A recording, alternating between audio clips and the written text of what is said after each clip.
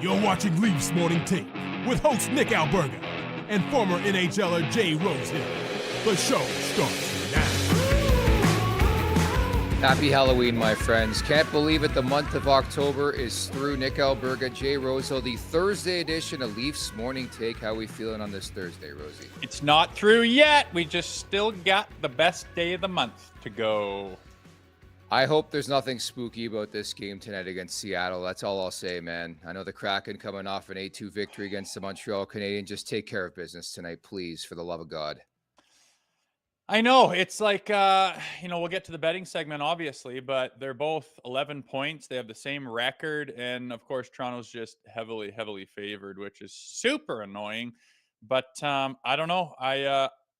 You will find out at the end of the show. I'm betting on them, but I just want to see who shows up again. And I'm hoping this is the year we stop doing like a 50-50 split on who shows up and when. And we start to do like a 90% of the time you can count on the right team to show up. Amen to that, brother. So the Los Angeles Dodgers win the World Series in 5 games. And this is news to me. You watch baseball. The last week you've been tweeting about baseball, but you've been invested in this World Series, I guess.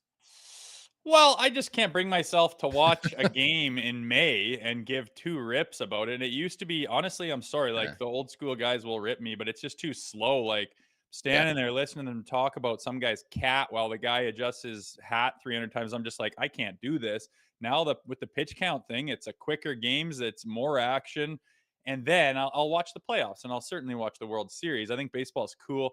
Culture's cool. All their little handshakes and the shit they do to the dugout afterwards. And I'm going to be honest, those chains, like those black diamond chains, are so badass. I love the culture of baseball, but I just can't bring myself to watch it when there's 160 games.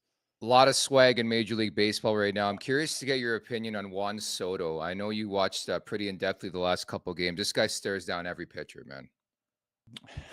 And there's all these unwritten rules, and they'll buzz the tower on you if you did something and who did what. So then the pitcher will get them back, and they clear the dugouts and brawls, and no one's suspended. It's very old school. I really like the culture of baseball. I kind of wish I could have been one for a while and seen what that was like. But no, I like the swag. I like the respect of it. I like, everything that goes into the culture of baseball is pretty cool.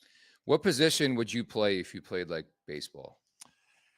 When I played, I pitched. Like I played up to mosquito ball. I don't even know if anyone else knows what that means, but I was probably like 12 or 13 and I could throw some heat, but we weren't at the time when we were like putting any junk on the ball or anything. So I don't even know what I'd play, but I don't know. I don't think I was special or nothing like that, but other things got in the way, man. So that was the end of my baseball career. Other things being, let's get to the National League. I get that.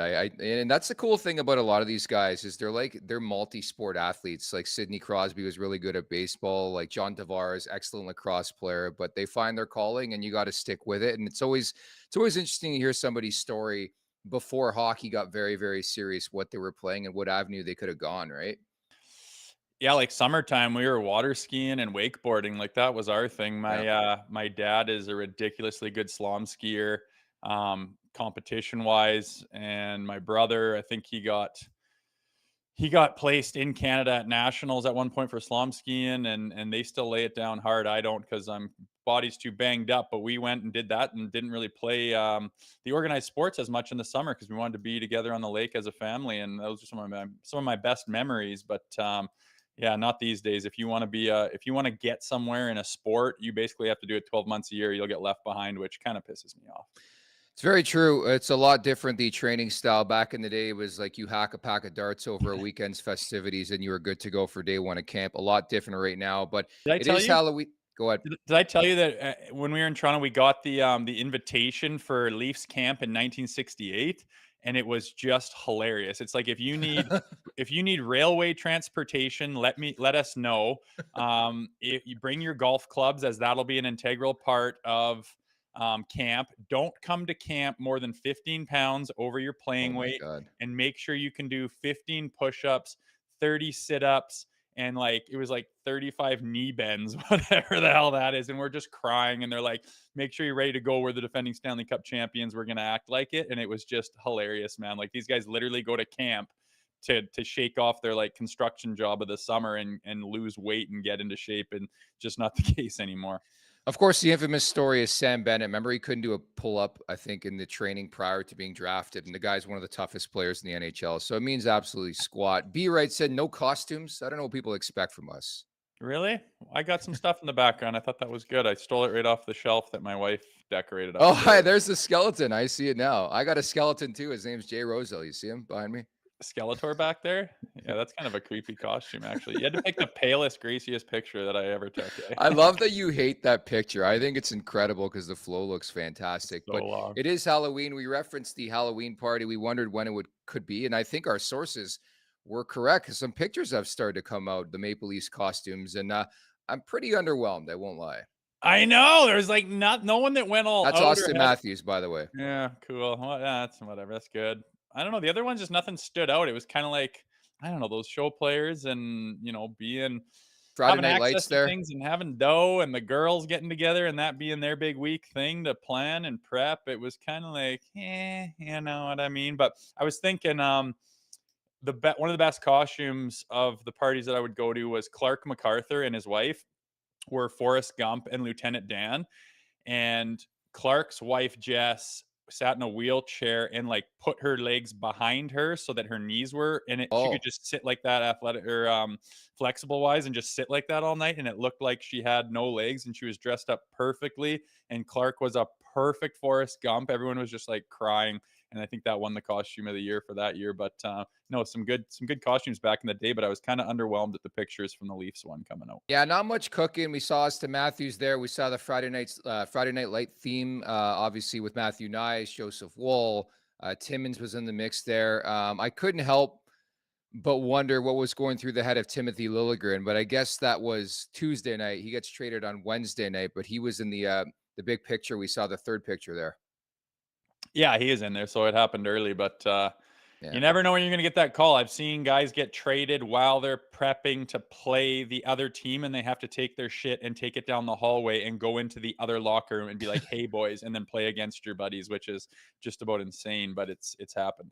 Man, I always remember one thing in my career, like trade wise. It was when Noah Hannafin got dealt from Carolina to Calgary, if you recall, a couple years back. I actually, you know me, trying to chase down guys to come on my shows. And I had Hannafin's number, so I called him. This guy was at the movie theaters. He had no clue he got traded, man. You broke the news to Hannafin. And I That's was a like, rough "Bud, one. you've been traded." Like he's like, "I got a couple of missed calls." Like it was one of those conversations. I was like, "Oh, you probably better field this." Like he was at the movies, I think, with his sister or something like that, and he was traded to Calgary, and I'm like, "That's kind of stinks." Yeah, that's wild. In the lockout when I got traded to Philly, I was on the golf course and the guys just saw it on Twitter when we were on a tee box, and I had to boogie back to the parking lot, and we were like an hour away from home. And Holmgren was like, "Can you get on this flight right here?" And I'm like, "No, not even close." So I had to take a town car through the night. But yeah, I mean, you got to get the info to people somehow, some way. But this day and age, you'd think it'd be harder to surprise a guy with all the access to information and everything. Back in the day, when cell phones weren't as prevalent, you'd think it would be kind of tough tracking a guy down, and they'd find out in kind of funky ways. But still happens, obviously. Remember John Michael Lyles, as producer Vic writes in our chat, was traded at the Winter Classic in warm up. I remember I was there. We asked John Michael on the show last year, didn't we? Yeah, that's right. It was just a weird. So he just didn't get to participate in it, right? Well, he did the warm ups, then he got traded. Yeah, that's brutal, man. But I always wonder, like, how the hell could you do it on this night? But when you're playing each other, the GMs might be in the same building. They could actually get face to face easily and then get a handshake done. And then it's like, hey, we got to yank this guy out of the game because he can't play, obviously. Or, it's just obviously you can't play for a team that, you know, even if the paperwork hasn't gone through, he can't get hurt. He can't all the factors that would come into play. So it does happen more often than you'd think, and it's just simply because those GMs are face to face when the teams play each other. So Timothy Liljegren gets traded to the San Jose Sharks on Wednesday night for Matt Benning and 2 draft picks, a 2025 third, a 2026 sixth. Your initial thoughts on that, Rosie? My initial thoughts were Nick laughed in my face when I said maybe we'd get a fourth rounder for him, and you said not a chance in hell. But True. yeah, I mean, we got to shed the salary. We got to shed it some way. Now we got 2 picks and another guy that has logged a lot of NHL time. He's not a world beater or a game changer, but you get him back. You can see if you can use him in spots when you get into a jam. You get those 2 picks and you shed like $1.3 or $4 million of salary, which is coming on the books here sooner than later with these guys on IR. So pretty slick little piece of work, if you ask me. It's just he made a lot of money for what he was. And I'm kind of surprised that San Jose not only took that on, but gave up an asset and 2 draft picks. I think is pretty slick work from Tree Living. So again, not a world beating trade or anything, but it achieved the purpose of freeing up some cap space. Yeah, I echo those sentiments. A good piece of business. They got a veteran defenseman and Matt Benning shoots right. I think he'll be in the mix with guys like Timmins and Myers and Hockenpah moving forward. But yeah, I was stunned. I won't lie. Like, I just didn't know if the value was there, especially for a guy like Lilligren who had played once in 10 games for a pretty good team in this league. But it takes one to tango, right? And the San Jose Sharks and Mike Greer step up, and they need blue liners who are going to play in this league. And Lilligren gets a fresh start. But I was just very curious to see that was what they gave up. And I think, the important note too is that the Leafs quietly have been replenishing picks the next couple of years. If you do recall the last couple of years, they've pretty much had no draft picks. Like, there was no point in going to the draft. They weren't drafting any players. So it's good from that aspect too, right? Yeah, you never know when those picks are going to pan out or become something or somebody. So it's nice to have them in your pocket for sure. It's kind of a little caveat on a trade there. You're like, oh, nice, you get that, and 3rd rounder, 4th rounder. Those are the kind of guys where the percentage of them panning out goes down, but when you do find that one, it's pretty sweet, and it's nice to come from within. So you get those more picks. It's just more chance of something happening from within your organization. Yeah, I was going to ask you, like Timothy Liljegren, do you remember when he like broke his foot? It was kind of pretty greasy from Marchand. He can open it or going for a loose puck in the corner and like snapped his foot or his ankle or something like that. Like, has he been the same since then, or what? Or has your opinion of Liljegren always kind of been constant throughout his career in Toronto? I mean, it's a good point to bring up. I think he's a guy who just merely plateaued. Like, I think the sample size was there where, like, okay, this is what he is. It's funny you bring that up because I was wondering too, and curious to get your opinion. Like, do you think there's a scenario where like Leafs fans regret this trade and the Leafs regret this trade? Because I don't know if you've been buzzing around social media, but a lot of the nerds, really big fans of Timothy Liljegren. They're like, why did they step away from this guy? Where I don't know if these guys are watching hockey or they're watching another sport, but is there any piece of you like, maybe they regret this? For me, there isn't.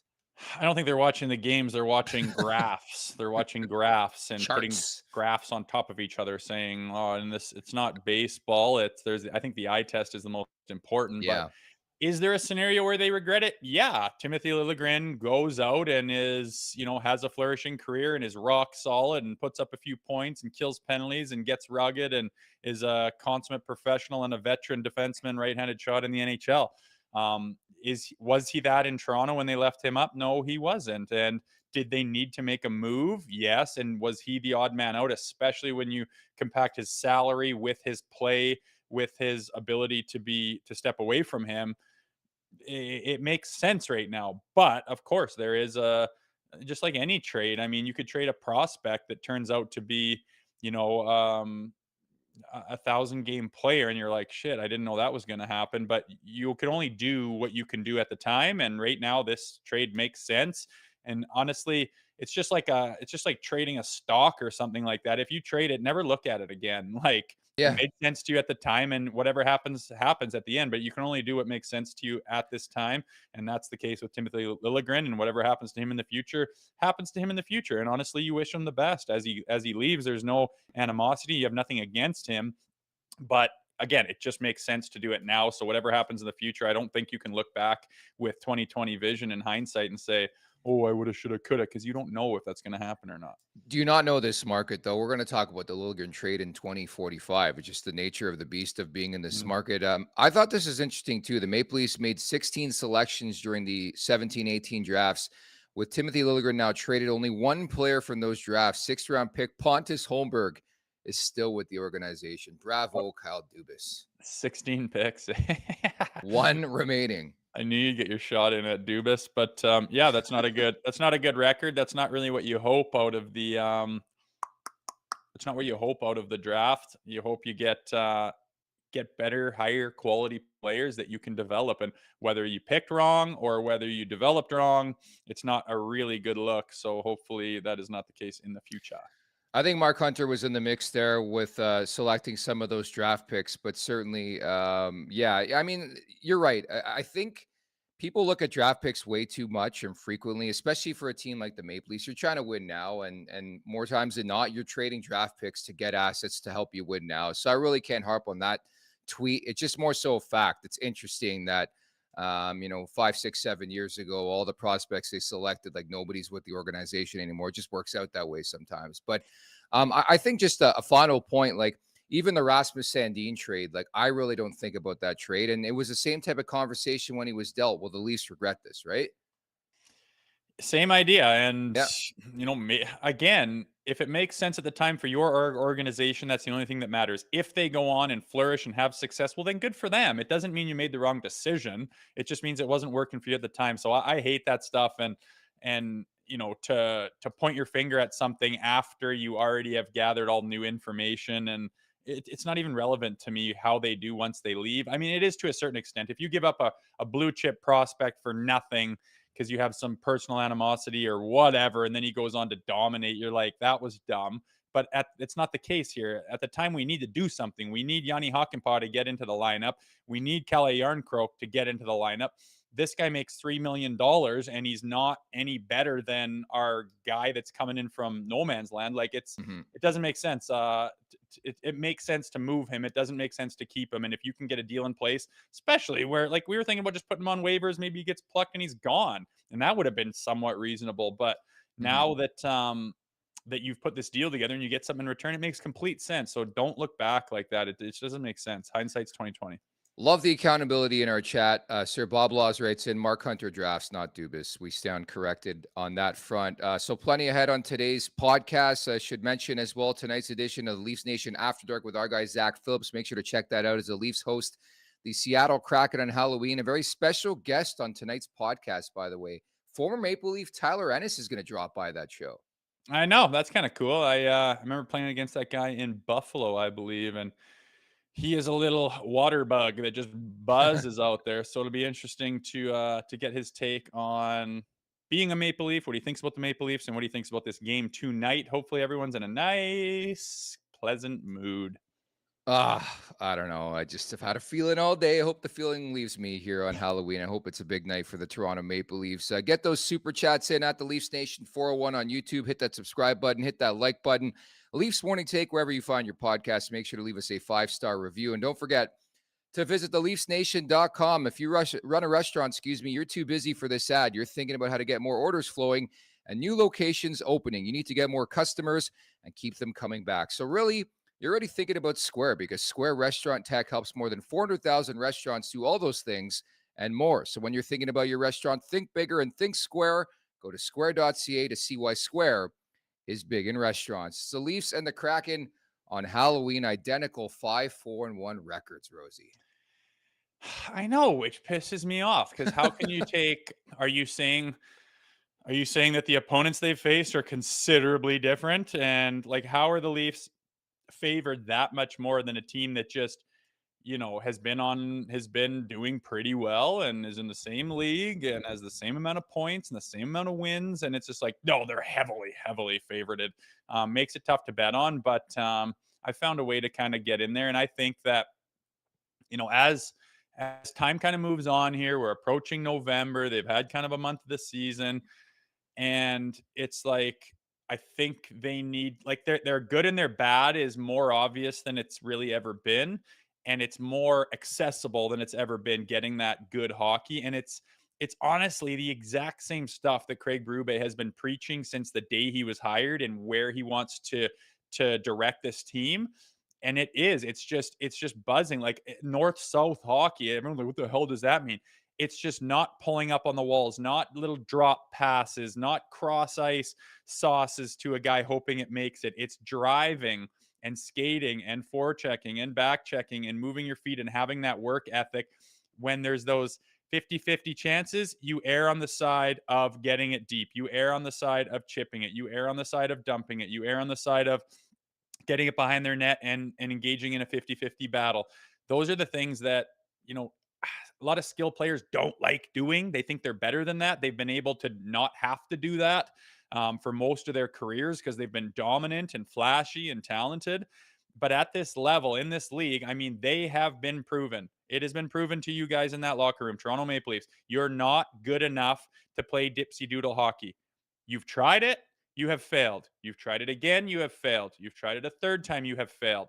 It's clear. Stop. Craig Berube comes in, no more. We are playing this way, this north-south hockey, and when they do it, they are successful, and they get their cookies and their points, and they have their hat tricks, and it still works. It is a formula of hockey that this team needs to adopt, and I think they've had their, not that they're done having their ups and downs, but they've had their little, okay, well, that worked, but now I can go back to my old style, and they get their asses kicked. I really hope and feel and think that they can learn their lesson and say, all right, I think I know what it feels like to play this style again, and they're going to bring that tonight.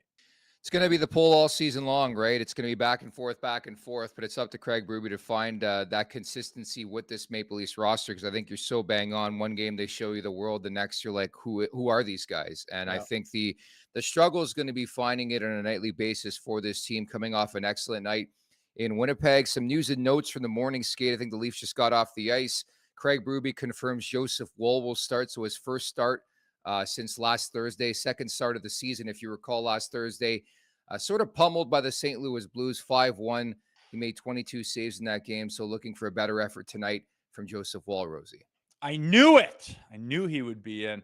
Yeah, makes sense, man. Makes total and complete sense. He's had one game this year, and the team played like garbage in front of him.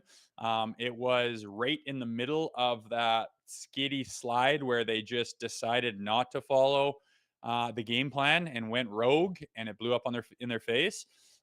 Since then, they've had a pretty solid game, and I think that the sample size is getting big enough where you would think the guys themselves can feel and see what works and what doesn't.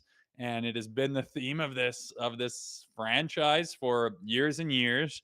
And I just hope that they have the maturity and the leadership to access that more consistently starting tonight. And if they do that in front of Joseph Woll, I think that's the best thing for him, is to get some confidence going, get a win, feel good in the net, and then just have something to build up. Take a step forward and have something to build on. Look, it's just a second start of the season, but it feels like a sneaky big game for Joseph Woll. Like, they got to get cooking with this guy, right? First and foremost, he passed the first start. He was healthy. He's good to go. He's playing in this game. But now you start to get a better look of what your tandem is going to look like moving forward.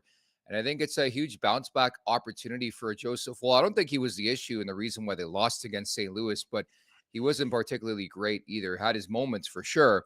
But it feels like a sneaky big game already here, Rosie. Yeah, that St. Louis game, his first one there. I mean, he's rusty. He hasn't even played hardly any minutes since the playoffs last year in April. So it's still a big question mark. He hasn't got his feet under him, hasn't had the opportunity because of injury and because they didn't really use him in the preseason. So, like you say, that wasn't totally on him. He hasn't floundered. We're not pointing fingers at him. But he didn't steal the game. He had some nice saves for sure, but he also had some ones that he would like back, and the team played like garbage in front of him. So still question marks with Joseph Woll on who this guy's going to be and what they look like. And to my point, that's what he needs tonight, is to take another step forward, get a good performance behind him, and then he's kind of standing a little bit more shoulder to shoulder with Stoli, who's been great while in his absence. So tonight's a night where it is kind of a big night, because if he flounders and falls, then it takes another step behind when Stoli is already way ahead of him. And then the chatter starts, and then the questions start, and then the media starts. He really wants to take that step forward, get next to Stoli, then build on that. And hopefully the two of them emerge together and say, this is what we always wanted when we signed these guys, is two very capable goaltenders. Damien, thank you so much for the super chat. Y'all talked about pay cut for Tavares and release Marn for someone big. Leafs always pull in has-beens when they do that. Marner is a huge playmaker, should keep. Appreciate the super chat and the sentiments, Damien. Super chat. Yeah, man. Tavares, it's a pretty good time to say that when he's coming off a daddy, right? But no, I think that I think that Tavares, obviously, he's a good player, and obviously he has his attributes and qualities that are very good, and he has come up big in the playoffs, which has been a problem with this group. So I mean, I'm not against having conversations with him about next year. The only problem that there is with him right now is that he makes $11 million a year, and I'm sorry, he doesn't produce to that level. As much as he does, he can get a hat trick, and he does get on a point a game pace for good chunks of the season. That's great, but with his foot speed and his decline in the next few years, which is just father time, yeah, I'm okay with having him at $4.5, $5 million for sure, but it's got to be a haircut, a big haircut from that 11. And I think he'd be willing to take that, as right now he's basically robbing the bank and kind of was last year. You'd be willing to take a team friendly deal to stay in this organization, to keep your family in Toronto and stay at home where he likes to be. So I could see that happening. I think Mitch Marner might be a different story, because you sign him as well, and now you're just literally going with the exact same team you've had for years and years and years. How horny are you for Yanni Hakanpää's Maple Leafs debut? Craig Berube earlier saying he is very close to playing a hockey game. I'm horned. I'm horned up on him, man. It's the reason we moved Timothy Liljegren. You had to move him to get Hakanpää in the lineup, and I don't want to get too horned up, because this guy's going to be rusty as could be, right? And he's probably going to go to the Marlies for a while and do like a conditioning stint and get his timing down. I hope that goes well for him. I hope his knee feels good. I have no idea what's wrong with it that could take this much time to heal for a young athlete. It seems kind of crazy that he's been out for this long. So I hope that he's just healed right up and his knee feels exactly like the other one. He can get his timing and then step into the Maple Leafs and make an impact, because there is as good as the D have been this year, there's a bit of a hole there. And if we plug it, then I think we could really take off with this back end. Yeah, I feel the same way. I'm curious to see how Hakanpää looks. Hasn't played in quite some time, coming off obviously some knee issues. That's going to be a lingering thing and a lingering conversation all season long. But I think he brings the dynamic the Maple Leafs have needed on the back end. I mean, it's a big reason why Timothy Liljegren's no longer with this organization, is the physical aspect of his game. And I want to see him crash and bang. I want to see him play that heavy, hard style that this Maple Leafs team is looking for the last little while. So maybe his debut comes on Saturday in St. Louis. Maybe it comes on Sunday in Minnesota. But there's that level of curiosity for Leafs Nation in this guy's size alone, right? He's a big dude. He's imposing.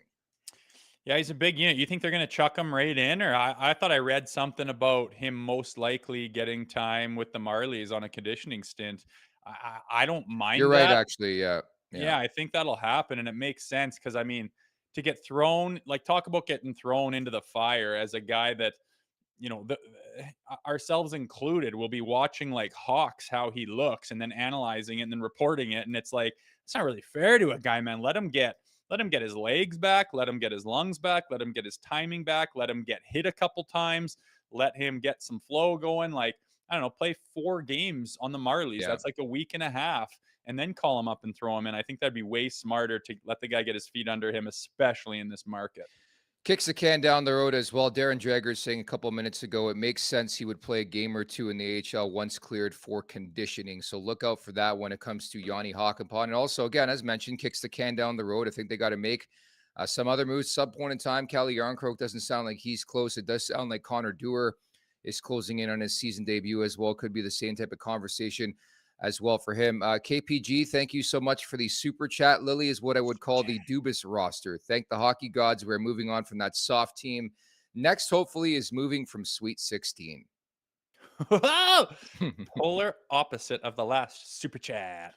Yeah, I don't know, man. I mean, if you look at those Dubas teams, everyone was just fired up about the skill, about the level of skill. And I think they completely lost their way, and Dubas was kind of crunching the numbers on how good these guys' numbers are, and forgot about the other part of the game that doesn't show up on paper.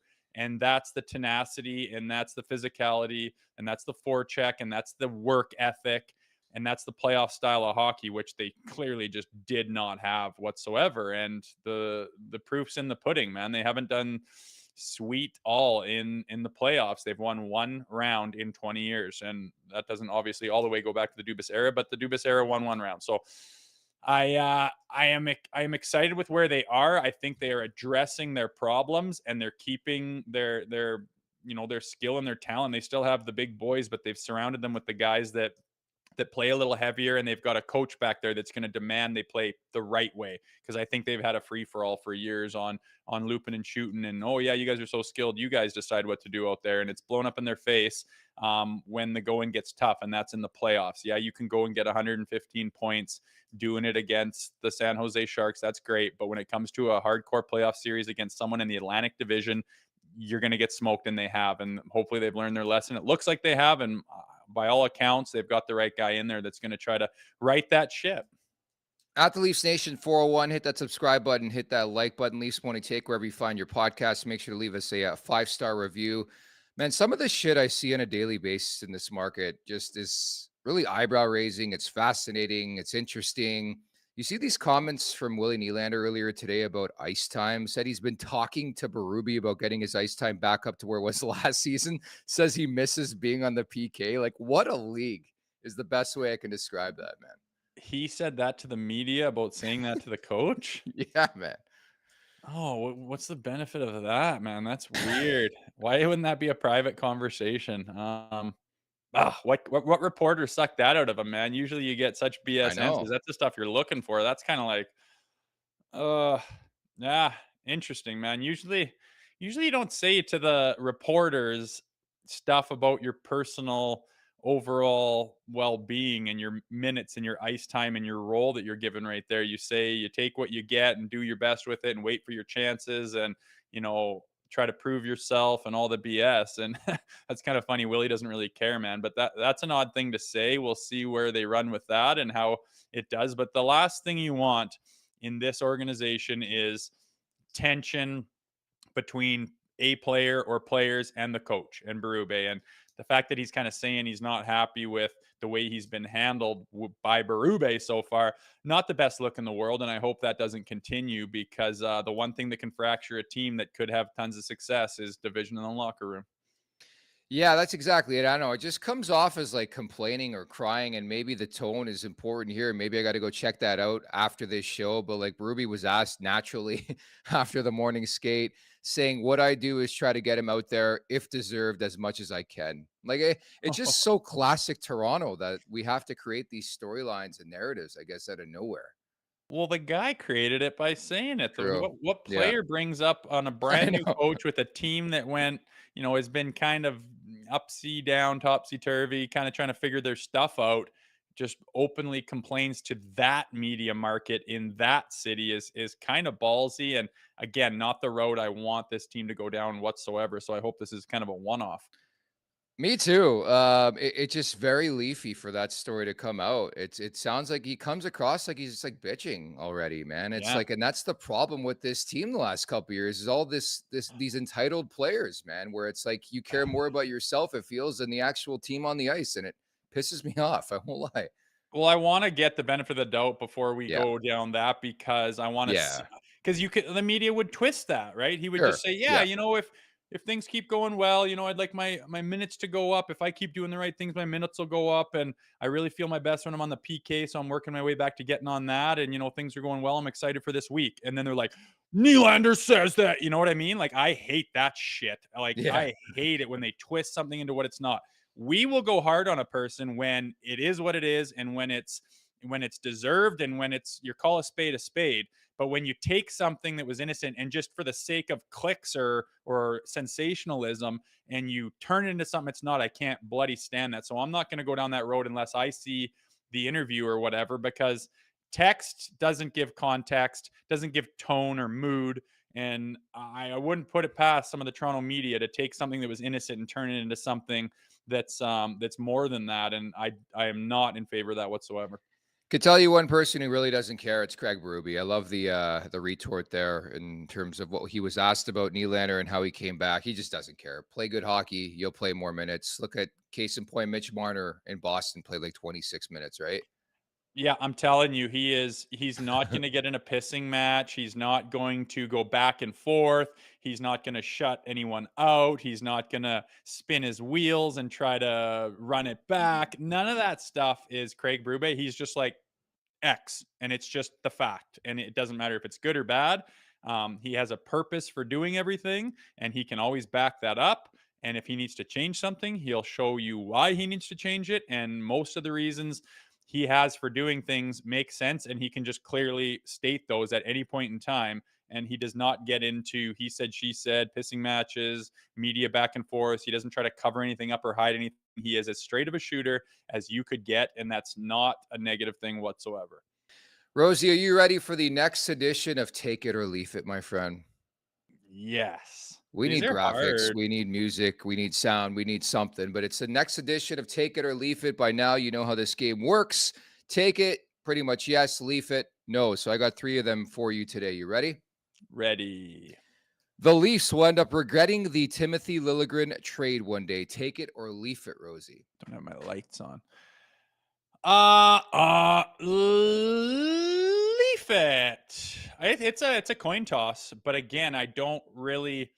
It doesn't matter. It doesn't matter. I mean, I wish him the best. I'm sure everyone kind of says, I'm glad we got you moved to somewhere where you can play. I'm glad that you and whoever is traveling with him can go and have an opportunity to have success with a different organization. That's all what everyone hopes. And if he goes off and finds another gear and gets put in a situation where he's able to flourish and he likes that market a lot better than the one he was in and his mental state is better, great for you. It doesn't mean we have to regret and say, we shouldn't have done that. We should have done that because it makes total sense for us to do it. So no, we're not going to regret it. Whether he goes on and has success or not, I don't think anyone should regret it because it's the thing to do today, here and now. I'm gonna go with leaf it as well. I don't think they'll regret it. I think at this point in his career, we all know what Timothy Liljegren is. You wish him your very best, his very best in his new location, his new team. But it's not like I don't know. I just think it would be wild if Timothy Liljegren went to San Jose and turned into an all-star. Like we sort of felt the same way when Rasmus Sandin was traded to Washington. People are like up in arms, like, oh my goodness, I can't believe they did that. We're like 2+ years removed, and it's the same Rasmus Sandin. Yeah, he's got some more opportunity, but it's not one of those things where I'm like, my goodness, I can't believe they traded Sandin. I think I'm going to feel the same way in a couple years on Lilligren here. Yeah, or Engvall. Yeah, Is he exactly. is Engvall in the Mindsies right now? Dude, that guy got a 7-year extension from Uncle Lou. Can you imagine we got Engvall from whatever, Jersey or where did he go? Washington or Jersey? Where did he go again? Islanders. Yeah, can you imagine we got Engvall and they didn't want him and he wasn't doing what he was supposed to do and we ink him up to a 7-year monster and then waive him whatever 2 years later? Holy, people would be at the throats of the Toronto Maple Leafs. But for once we send it the other way, but no one likes to talk about that stuff, do they? So yeah, I don't think worrying about trades you made that made sense at the time are anything to talk about down the road. I'm not kidding. That might be one of the worst contracts handed out in NHL history. You get Pierre Engvall, and then you give him a 7-year extension. He's like a health bomb. He's getting put in waivers. Like it's time for Lou Lamoriello to retire. I'm sorry to say it, and if I don't show up tomorrow, you know where to find me in a dumpster somewhere. But it's truth, man. I'm sorry. Who's his agent, man? I would like to shake his hand. I know. How do you get to a point where imagine they're just like, no, like a 3-year deal is kind of where we're at. 7. We'll take 7. 3, 7. Okay, fine, 7. Oh man, Like- I kind of did that to Paul Holmgren, man. They offered me a 2-way, and then we were going 1-way, and then we were going 2-year 1-way. And they're like, oh, I don't know. And then finally they're just like, come on. And then Paul Holmgren was like, oh, he reminds me of myself and he's a flyer. Let's do it. And I think they might have the same thing going on times 10 over there with Pierre Engvall because that is laughable. Man, it's funny. I was thinking about that very same thing the other day when I was driving. I'm like, how did those negotiations go with Pierre Engvall? Where it's like, let's land on 7 years for Pierre Engvall. He was probably laughing, putting down the phone. Yeah, like that's where did you show up to his office with a mask on and a gun and just rob the place? Because it sure as hell looks like it now. I'm pretty much Brock Nelson. Okay, Lou, just give me the contract. I'll sign it right now. Fraser Minten will be in Toronto's lineup, for game 1 of the Stanley Cup playoffs. Take it or leave it, Rosie. It's kind of coin tossy, but I'm just simply going to leaf it. Just because of his age and experience level, I would be happy to be proven wrong. I think that he's capable. I just think that he needs a little bit of seasoning. And I think that the big boys that are already there are going to find their way and put things together and gel and have that chemistry where they don't necessarily need that guy to step up and take that role just yet. I really want to go take it because it's a Do long it. season and weird things can happen. But I'm with you. I'm with Leaf It. I already think this team has pretty decent depth, more than we envisioned. And I think come closer to the trade deadline, it's no secret they're probably going to hunt at least one forward, if not two forwards. And it just doesn't look good numbers wise for a Fraser Minten. Having said that, I do think there's going to be a point in time this season where he is called up. Like, I think if you and I are both sitting here right now and you're talking about the first call up from the Marlies at forward, Minton's 1-2 on that list. Like, he's high atop the list. I think he's going to get a shot.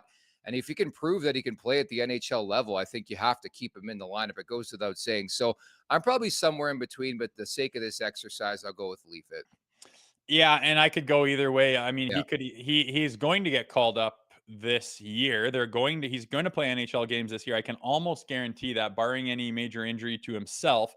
But I I just it could easily happen where he comes in, he does well and plays a role, and he's you can rely on him and you can give him the right minutes, and Chief feels good with him in there, and he's adjusted to the pro game, and the physicality's not hurting him, and it's not too fast for him or quick, and he keeps his confidence, and then away he goes, and you think to yourself, oh yeah, remember when we needed a centerman and he was hurt? That was a long time ago, wasn't it? And it's January and he's just, clicking around playing every single game.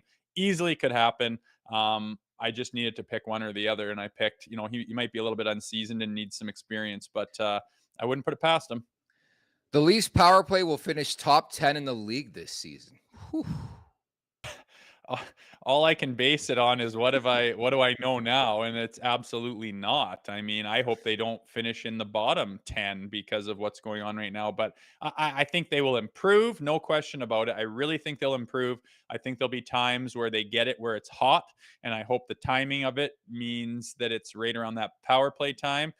But yeah, this can't last forever. It really can't. But I think the scar tissue's kind of there, and the squirrels are running in the head, and they are very lost. And I don't know if this group's capable of getting such chemistry going where they sneak into the top 10. But if they could get to the middle of the pack or to 12, 13, I mean, I think that would mean that they've got it going pretty good. And I guess there's a lot of season back. If they do get it hot and forget about this, they could creep into it, but I just don't see it from what I see right now. Do you know where they're at right now? 30th of 32, 9.4% on the power play. Like, this team that's bread and butter, should be the power play. They should be a potent power play. Every team that goes into playing the Toronto Maple Leafs should be saying, stay out of the box. It will kill us. And right now they're like, maybe take some penalties. We'll get some shorties. Remember when they were getting scored on more than they were scoring? Was it last year, the year before? They were getting scored on the power play more than they were scoring. They have some wounds and some warts on that thing. And honestly, it's just unacceptable. It really is. Those guys should be able to figure it out and come together and say, okay, what do you want me to do on the power play? And I'm capable of doing it. What do you want me to do on the power play? And I will do that. And everyone has a bloody job, and everyone knows what the other person's job is, and they friggin' do it together with a system, any system. Right now, it's just like they're just looking at each other going, oh, I guess I'll just read and react off of this guy because, whoa, oh shit, he's drop passing it to me. Like, fuck. It's horrible right now, and as you've stated, it's 30th out of 32 in the NHL. So lots of work to go there, but I think a power play is something that all of a sudden you can just have it and find it, and away you go and shed that monkey off your back. But they're certainly not there yet. I'm going with take it. I can't believe I'm saying that, but there's way too much star power between the two units right now that they can't find it where they're a Good. top 10 offense in the league. Because you're right. I mean, we could very well be having this conversation in a week from now, and it's like, can you believe it? Toronto's power play 6 for the last 10. Like, they're that potent, they're that good. But right now, they're in a huge, huge dry spell. What are they, like 2 for 32 on, or 3 for 32 on the season? Like, it's so ugly to even say the numbers. That's just That's just such a detriment to your team. I mean, when you think of that many opportunities squandered, every time you kill a penalty, the other team kind of gets a little bit of momentum, right? And then they get back to 5-on-5 and they make a little bit of a push. And mentally, killing that many penalties and coming up short on that many power plays is just not good for momentum and for long-term success. And I think that, I mean, if you look at last year's playoffs, going to game 7 with Boston, and they're running at 4.8% or whatever it was on the power play. If if you just have an average power play, man, and you're running at like 17, 18% or something, which isn't even really good for this group, I don't think, you would have won that series. Hands down, you would have won that series. And it's been their Achilles heel. And I just can't believe they hired a guy, Mark Savard, to come in. And I'm not even sure why, because where he was before in Calgary, it's not like their power play was real special. He's come in and done absolutely nothing. They have not improved one iota. They look completely discombobulated still. So I think that's their number one issue right now. It is time for the Great Clips Inbox Question of the Week. With more than 4,400 hair salons throughout the United States and Canada, Great Clips is the world's largest hair salon brand and official hair salon of the NHL. Salons are locally owned and operated and open 7 days a week. Your time is valuable. Use the Great Clips check-in app. See the wait time, check in on your phone, and get your haircut when you want. Very interesting question. Do you feel like Nick Robertson's days are numbered in Toronto, Rosie? I I don't really. I don't. I was proven wrong that I think trades are tough to put together these days, and you don't see them. And after I said that, last night happened where they made kind of a neat little trade, so it can happen. But I just think that I just kind of think like Holmberg will come out before that. I think that Robertson's ceiling is a lot higher than Holmberg. If you talk about a guy like Lilligren, where you said he just kind of hit his plateau and that's what he was. I kind of think of that as Holmberg a little bit, where Robertson, if he can just find some way to be more consistent, I think his ceiling is higher. And I think they'll maybe move some other guys out. But I mean, yeah, he's a conversation piece, absolutely. But for some reason, I just think he's going to stay on the roster. I think his days are numbered. I think similar to Timothy Liljegren, it's just not a really good fit. We've been saying this for a couple weeks. The Robertson fit just doesn't fit with what this roster and what this team is trying to do. And it was the same conversation for Timothy Liljegren. I mean, you look at Robertson, if he's not producing, what is he doing for this team? They don't have him for his defensive acumen, right? So I think when push comes to shove and down the road, whether it's a week from now, 2 weeks from now, they're going to have to make some decisions when Kelly Yarncroke is good to come back. I think teams will be calling on Nick Robertson, and I think there's going to be decent enough value because there's always that one team out there that says, hey, we need a goal scorer like a San Jose, like a team that's down in the standings, doesn't have high expectations. Hey, maybe this is a reclamation project we can take on. And I think they will find that team down the road, and I do think his days are numbered with this team. Very possible. Very possible. I mean, the pedigree is there. Like, we've seen him score big goals and overtime goals, and like he can finish when need be. He can make plays with the big boys. He's just not, whether he would probably argue he's not given the opportunity to do it, and they would probably argue you haven't done it consistent enough to earn that.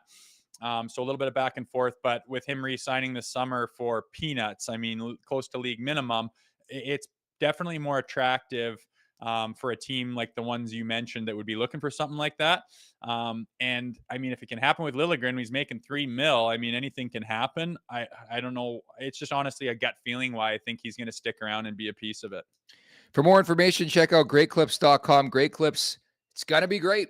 The problem, KPG, writes in with a super chat. Appreciate that. The problem of the Leafs over the past 8 seasons is summarized by the problem of the power play. The core four don't work, Rosie.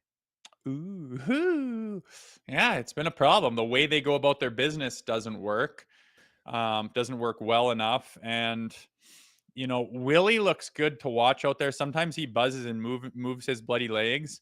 Sometimes Austin goes away a little bit, and I'd like to see his battle factor and forecheck factor and just busting his ass and moving his legs. Like, as a captain, you got to set the example of what's expected. Sometimes he goes away a little bit. Like, he can make up for it by just burying 4 in one game. Absolutely. And putting up 70 goals. Like, I'm not knocking Austin Matthews, but yeah, I'd like to see him emerge as a bit more than just a potent goal scorer and to kind of be that leader as far as, okay, we need to play a different style of hockey. Now I'm going to set that example and kind of change my game to a degree where I'm starting to do those things where it's noticeable. And the other guys are like, shit, if Matthews is doing it, I have to do it too. So I'd like to see that out of him.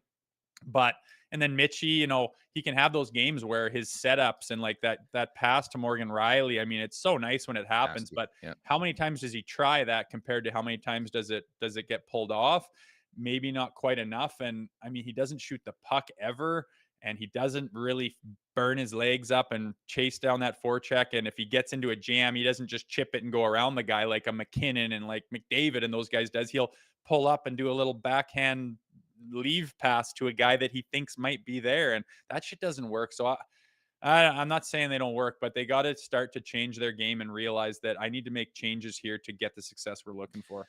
So if you missed yesterday's podcast, Rosie disclosed that his mom back in the day went on a couple dates with Bret Hart. So we got another question in the chat via our guy KPG, who just sent us a super chat. But now a follow-up question. Question for Rosie: sharpshooter, heart attack, clothesline, or figure four? What's your favorite hitman move?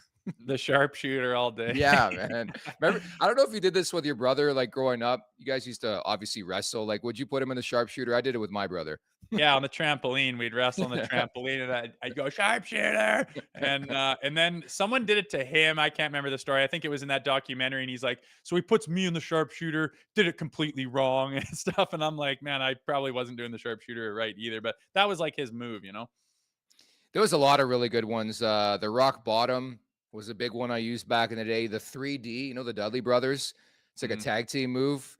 They used to put guys through tables all the time. There was some good, like the bouts would get pretty good with my bros 5 years older. They would get pretty good, pretty heated. And like Nick Foley, I didn't really know the culture. I didn't follow it that closely, but like the guys that really put themselves on the line and like just won't quit and like they gain the respect of everyone else in the industry is like a huge thing, to the point where Shane McMahon was out there just to prove that he's not daddy's little boy taking over the company, and he's doing the most insane stuff ever, and I think earned a lot of respect. And it's dumb stuff like falling on tacks and falling through a cage and diving off huge shit onto a desk and stuff. It's just like, once I got into the I think I just watched a few documentaries, I'm like, oh, I get what this thing's all about. And it's actually kind of neat. But if you just look at it from a distance, you're like, what a bunch of idiots. I know, but man, come to think of it too, we got to get our guy Adam Copeland, formerly known as Edge from WWE back in the day, back on this podcast. He's a diehard Maple Leafs fan. We got to bring this up. I think he'd have a good laugh with your whole Bret Hart story. So I'll look to do that over the next couple weeks. It's time for the last call, brought to you by Bet365. Open an account with Bet365 today and bet on a huge range of markets. So whatever the moment, it's never ordinary at Bet365. Use code NATION, all in uppercase, today. So the Leafs and the Kraken here on Halloween got a spooky feel to it, but I don't have a spooky feel anymore about Austin Matthews. I'm going to play a multi-goal night for Matthews. I think he's going to erupt at some point in time. I think he scores more than one tonight, Rosie. Oh, what's the value on that? On the double tendies? That's a good one. I don't know. I'm trying to find it, but I like Matthews tonight. Probably decent. Matthews 2 goals. Oh no, that's not goals. I'm curious at you right now. Yeah. Well, anytime goal, I don't see it right away, but I think there'd be some pretty good value in that, although he might be dumbed down a bit. But I'm going with the first period, the spread.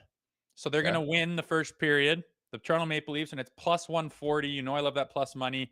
Yep. I just think that, and I might get completely burned because I basically dumped my account on it when they went through that skid after smashing Tampa, and I dumped my account the next 2 games thinking they will respond. They will respond. But this one, I think that they've had time to think and understand what it looks like. And they've had a good enough sample size where they're like, I'm starting to feel when we do this, we have success. And when we do that, we don't. And it's way more palpable than it's been in the past. So I think they're going to start the right way and win the first period for some plus money. All right, you heard it here. Coming up on tomorrow's podcast, the 5th and final one of the week. Can't believe it's Friday tomorrow on the first day of November. We're going to recap the Leafs-Kraken game. We're also going to look ahead to the back-to-back this week. And our favorites here on the podcast, they're in St. Louis on Saturday, in Minnesota on Sunday. So lots to talk about in tomorrow's show, Rosie. And you're not doing anything for Halloween? You know what? This pisses me off because I was invited yesterday to a couple different parties. I was invited. I'm like, why couldn't you tell me 4 days ago? I can't find a costume in time, man. Oh, my schedule of sitting on my couch and watching 4 hockey games at night is going to get floundered. Are you kidding me? It's more about getting a costume. My buddy's like, just wear a basketball jersey. I'm not showing up in my fucking Meta World Peace jersey to a Halloween party. Like, it's so stupid. I'm calling it. I'm not going. I'm done. Oh, No, just What are get you in. doing? You handing out candy? Here you go, trick or treat. Yes, we start at my house, and the parents and everyone have some drink, and we put a Of big course you do. Yeah. beef on a bun, like pulled pork sandwich with coleslaw on top. Okay. Mash some of that, get your costumes on, get the kids all warmed up. Then off they go. And now they're kind of old enough. Most of our friends can go off on their own, and we can just kind of watch. And then we sit in my driveway, get a fire going, play some tunes, put some lights on, and have some drink, and then have ourselves a good evening. So I'm excited for it. I don't know about you, but I can't be like middle ground. Like if I'm gonna floor it, I'm flooring it. And honestly, like, and don't call me a bitch, but that's my concern is if I go out tonight, I'm gonna absolutely floor it. It's Halloween, and tomorrow's show is gonna be a disaster. Well, you're young and you have yet to I'm not young. find that control with yourself. I have had much of the same problems with my control levels, but went a little wild there during COVID and actually dialed her back. So I'm actually in complete Attaboy. control of my actions now, believe it or not. Well done. Great to hear that. I'll let you know on tomorrow's show if I end up doing something. I was Go invited do to a couple something and get different some things. pictures. Do it. I want to stay home and watch the Leafs-Kraken game. There's some good games in the card Yeah. tonight, man. I'd rather just do that. I know I'm gonna have to watch it on my phone while around the fire, which is just fine, I guess. Are you dressing up? Last but not least. Like yes and no. I pull out my hunting gear and I wear. Oh, I wear. okay, I'm a you do that every year. I think we've put that in the podcast It's a 2 consecutive tradition. years. And my wife's a little deer. Here's Jay Rosehill as Brian Burke.